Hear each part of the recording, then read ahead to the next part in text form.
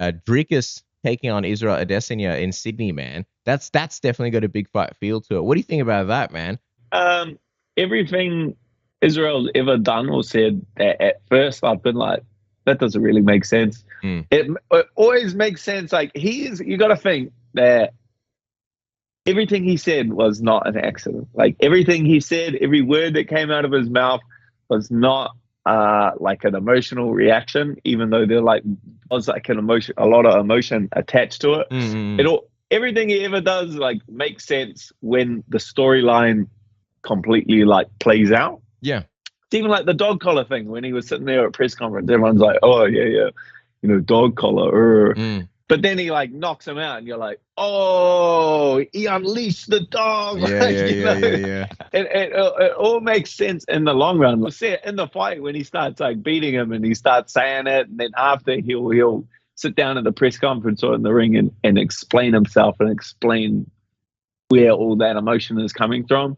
The story, like, this is just the start of the storyline. I think people forget to understand. Story in his head is already played out. Like he visualized Dricus winning the fight. He's already visualized how Sydney will play out. He's already visualized what he's going to say in the press conference after. And I think that's something that people forget, that it's already all played out in his head.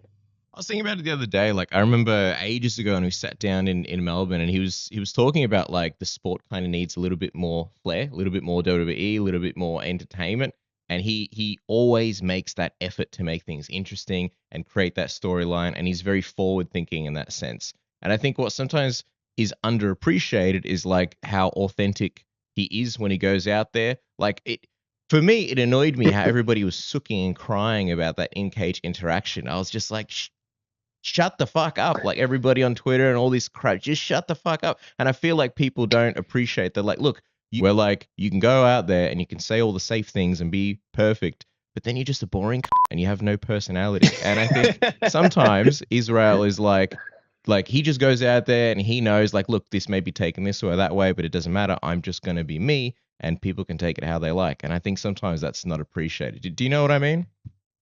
He's the best storyteller in the sport. When he's on that microphone, like everything is so planned, everything is so meticulous. It's underappreciated how great of a storyteller that man is. Yeah, I love it. It's like prize fighting, cage fighting. How dare these guys get in the ring together and build up an exciting fight?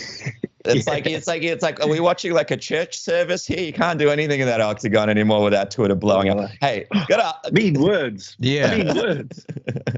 Oh no, they said mean words to each other. Anyway.